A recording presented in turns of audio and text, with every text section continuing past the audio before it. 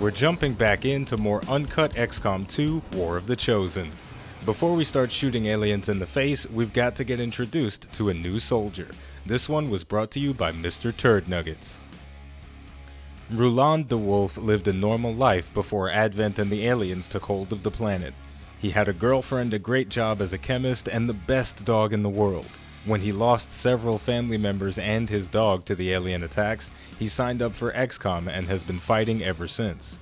Over time, the crew began to know him as Lucifer because of the psychopathic and sadistic behavior he showed towards the aliens, and because he's infamous for practical jokes, even if they cause trouble. Roland has put in several requests for extra shaving cream, but Central Officer Bradford is apprehensive about giving it to him because of his previous pranks. If he ever does get his hands on a surplus of shaving cream, there's no telling what will happen next. You are too trusting, John. The skirmishers are Advent. Advent is the enemy. The enemy is food. Try not to bring that up when we meet, Volk. You take their side after all we've seen these years? Look, I'm not exactly having drinks with them, but they did hold up their end of the bargain. What about you? Wait and see. Volk out. Actually think they might show up. Commander, that was Konstantin Volokov, Volk to his friends. He and his Reapers are a big part of the reason why you're standing here today. Volk may be a little rough around the edges, but he's the real deal. Heads one of 3 resistance groups operating independently from us that we consider a legitimate threat to Advent. Together, they'd make one hell of a fighting force. Too bad they hate each other. Still, we've made some unlikely progress. Volk's Reapers may have found you, but they weren't acting alone. They were tipped off by a group of Advent defectors known as the Skirmishers. No one's big on working with these guys, knowing where they came from. But you wouldn't be here without their help. Both the Reapers and the Skirmishers have agreed to suspend hostilities provided you serve as the go-between. Trust doesn't come easy between these two, so we're heading for a nice, quiet spot on neutral ground. Even so, let's not take any chances. Intel on this area is weak, and we're picking up strange chatter on comms. Not to mention we're ending a decade-long blood feud today. I'd advise our soldiers to be fully prepared before we deploy on this one, Commander. Good luck. Alright, we are about to dip our toes in the first story-driven mission for War of the Chosen. Commander, we need to work as an intermediary between 2 resistance factions. So let's look at the mission. Operation Lost and Abandoned. Our objective is to rendezvous with the Reapers, and our reward is a scientist and 92 intel. So we've got to make sure we complete this one, because last time we did not get the engineer reward, and that would have been tremendously helpful in giving us a nice early game advantage, but you can't win them all. So let's get in there and see which squad composition we're going to use. This mission is a little bit different from a standard mission. We are still bringing 4 soldiers, but they're divided into 2 groups of 2. Our first group is a ranger and a rookie. The ranger, however, is a special soldier. His name is Samuel Deathwalker Aziri, and he was provided by Deadshot Headshot. We're going to get introduced to him in a future episode. And our next squad is a sharpshooter and another rookie. Nothing too complicated going on, so we're going to dive right into the mission and start shooting some aliens in the face, just like was promised. The Reapers and Skirmishers have been at each other's throats for years, so we're keeping the exact meeting point strictly need to know. You'll split into 2 squads, rendezvous with each faction, and bring their envoy directly to the location of the meet. Officially, this city no longer exists, so we don't expect a lot in the way of Advent resistance. Still, keep your eyes peeled. It's been about 20 years since we last stepped foot in this place. Proceed to the first set of coordinates. Firebrand and the second team will head to the next drop point. Detecting increasing biological signatures in the area ahead. Then I'd say we're in the right place. Stay sharp out there today, people. Just because this city was abandoned doesn't mean it's lifeless.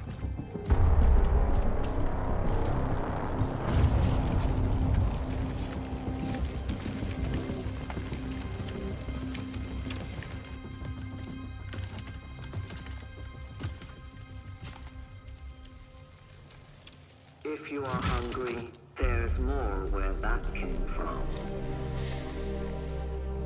Impressive reflexes, but unnecessary. Stand down. We're all friends here. You are safe here.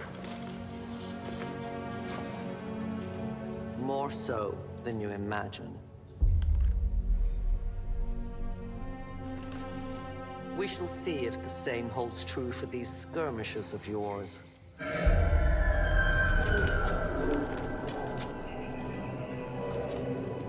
Your presence already disturbs them. We must move quickly. My people will take care of this camp. Come.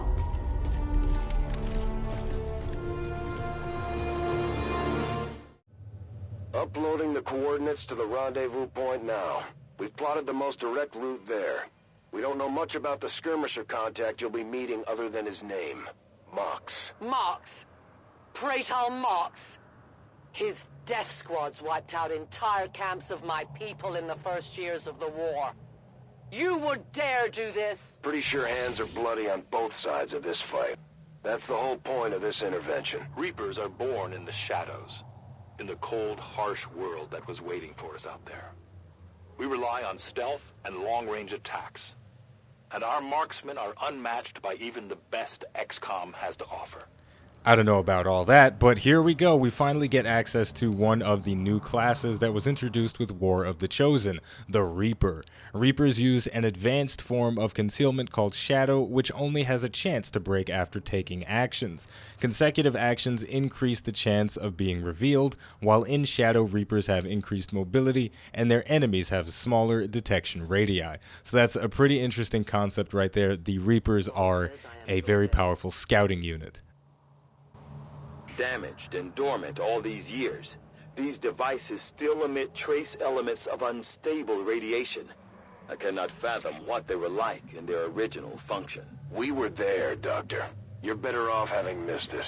Now, if you can't already tell, we're doing a post-game commentary today because there are a lot of bits of lore and story interjected via the communications bubbles. The little talking heads appear in the corner of the screen, and I find them interesting, so I didn't want to interrupt them too much. I didn't want to have to break up the flow of the conversation too awkwardly. So today we're going to talk a little bit about the story as it continues to unravel. I wasn't expecting to bump into the War of the Chosen story so quickly, but I'm happy that we did, because I've played through XCOM a number of times, so I'd rather not have to wait until like the mid to late game to get new pieces of content. And these things are not zombies.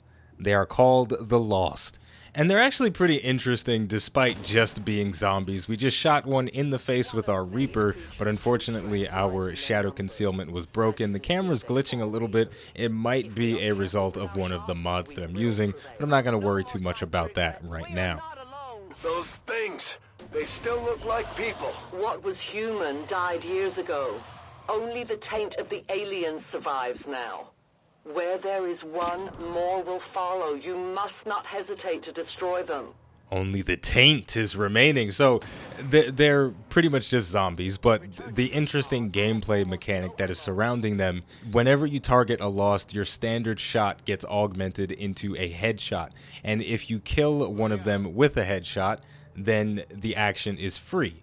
So this means if you're fighting a big swarm of them, you can chain together multiple headshots and multiple kills so that you can deal with them without much trouble. So it's a very different mechanic from anything that has been experienced previously in XCOM, and I enjoyed it throughout the course of this mission. We got 2 more of these not zombies jumping out of the window, and Overwatch going to trigger, and it is going to miss. That shotgun blast was well outside of the effective range of the gun, but the assault rifle going to clean him up. But this guy not looking very happy about it. He's like, "You killed Joey, I'm going to get you for that." So we've got a long way to the actual objective. We've just got to be careful not to get overwhelmed by these targets. If we miss and if too many of them get around us, that's when it becomes a problem. But going back to the story, I think the not zombies that they added are a really nice touch to the storytelling of the game. These creatures' DNA has mutated well beyond what we would classify as human.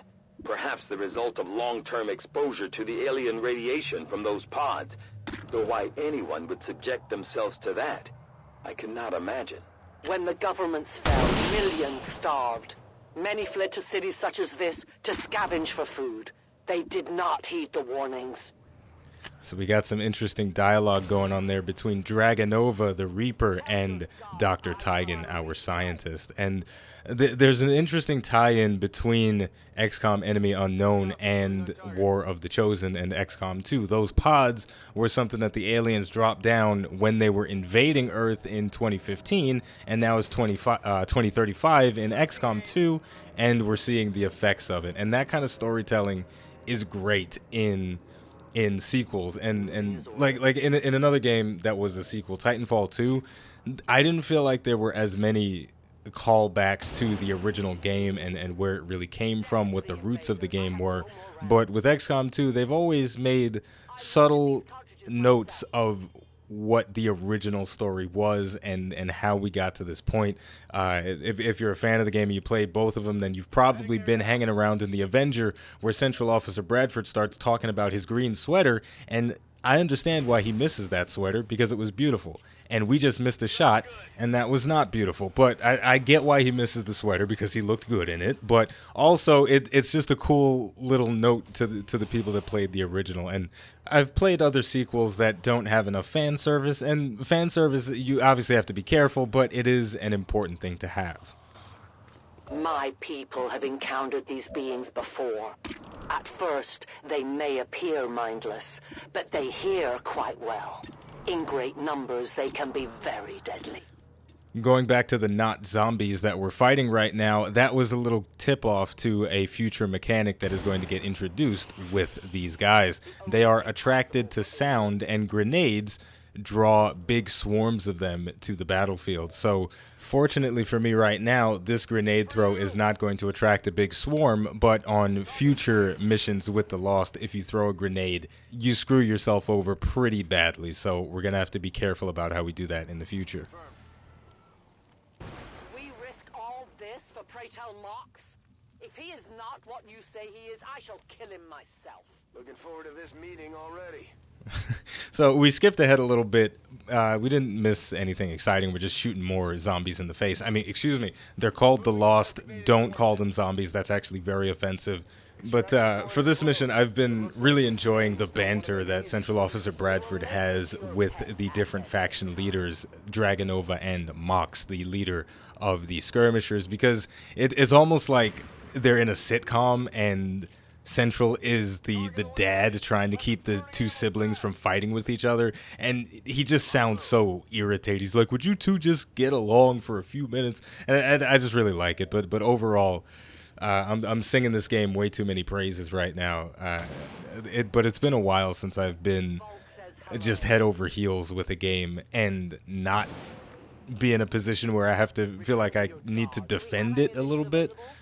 For example, For Honor is a great game, but whenever you talk about For Honor, you have to immediately start backtracking, and you have to say, well, it's a really good game, but it's not in the best state right now, and, you know, the population's okay. Like, you got to go through all this trouble just to say that the game is good, and you'll get your money's worth if you decide to buy it. But with XCOM, you don't have to do that. It's a weird thing though, man, because video games and the games we play and the things we like are extremely personal, and if you say something that you like and someone else comes around and say, man, that game sucks, that game is dead, then you immediately have to go on the defensive, and you have to explain to someone that the thing that you like is actually good and why they're wrong for not liking that thing. But with that said, we are all at the rendezvous point, so we're going to get a nice cutscene and head into the next mission. Looks like trouble ahead. The rendezvous could be compromised. Stay focused. Contact! Get down! They have a bigger problem here.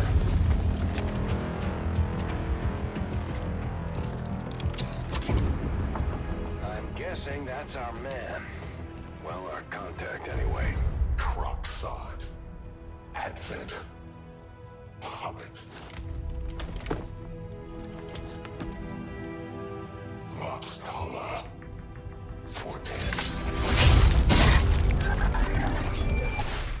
Rendezvous with Outrider is further ahead. Proceed through this district as quickly as possible, but be careful. Something tells me this city still has a few more surprises to throw our way. Surprises are the least of our worries today. It is these Reapers of yours that are of true concern. We, the Skirmishers, were created by the false gods of this world to serve and die as their puppets.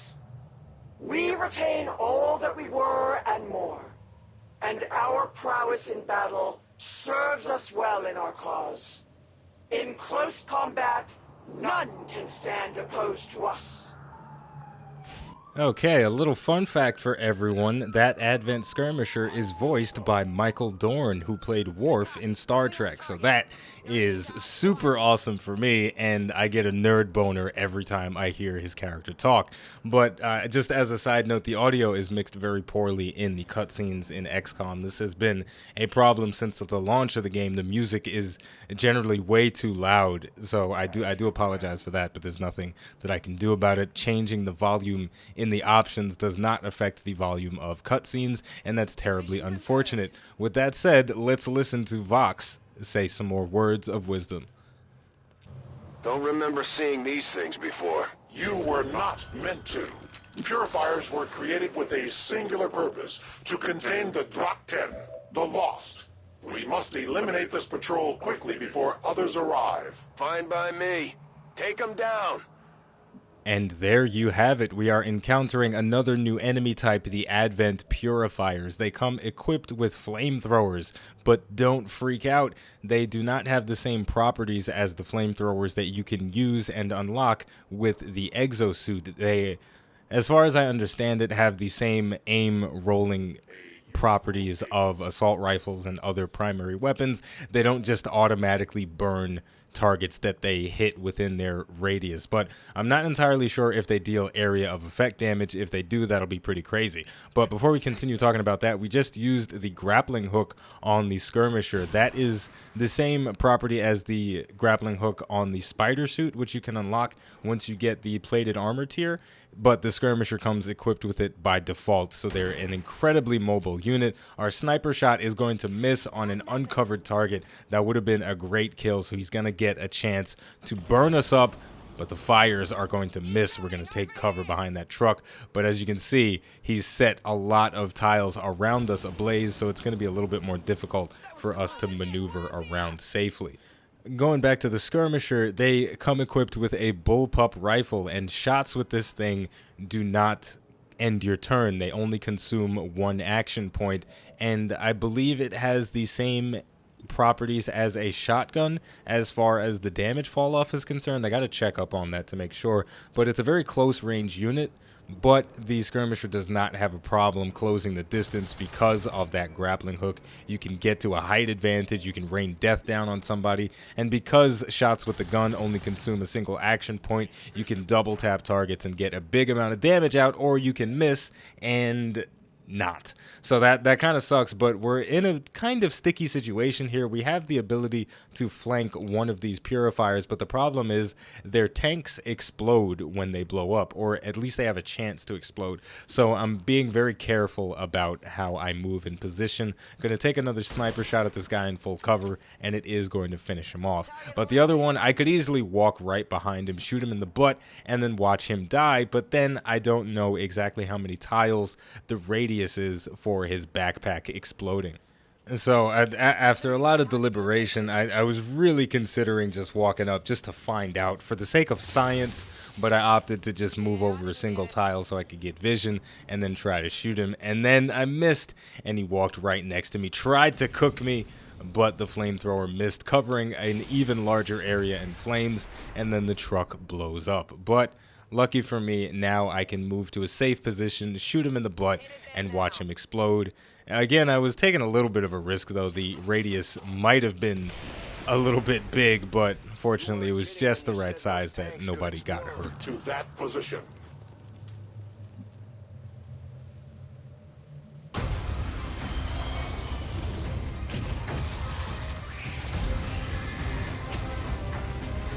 This is no patrol. It's an army. Yes, One we do not have time to face. Everyone, get back!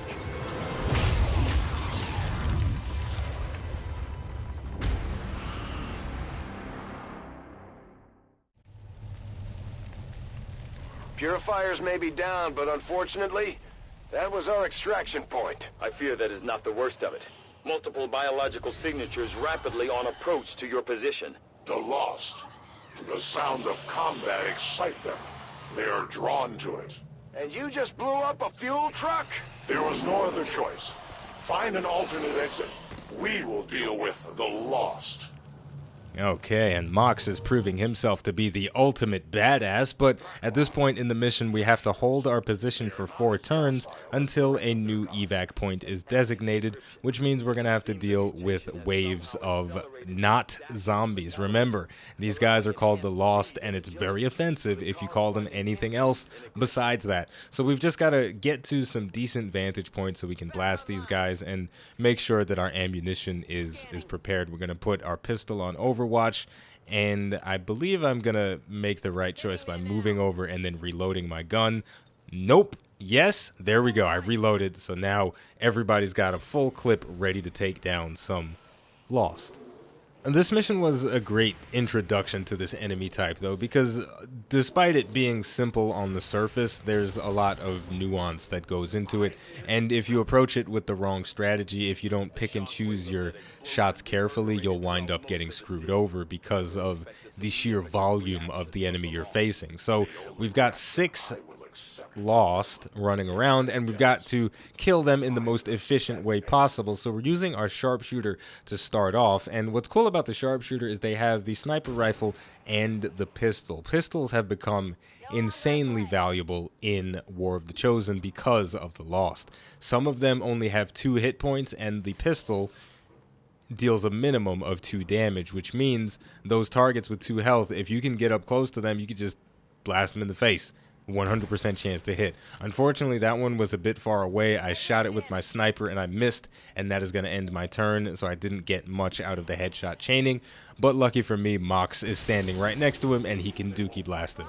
We're going to skip ahead a little bit. That cleanup wasn't particularly difficult, but I accidentally threw a grenade, which is going to trigger more Lost. They are going to come in full force because of that, so I inadvertently made this mission significantly more challenging than I was expecting, but I did get some practice mowing down a ridiculously large amount of enemies. I was not expecting like 15 of these dudes to climb out of the woodwork just out of nowhere like we got a sale on socks going on or something.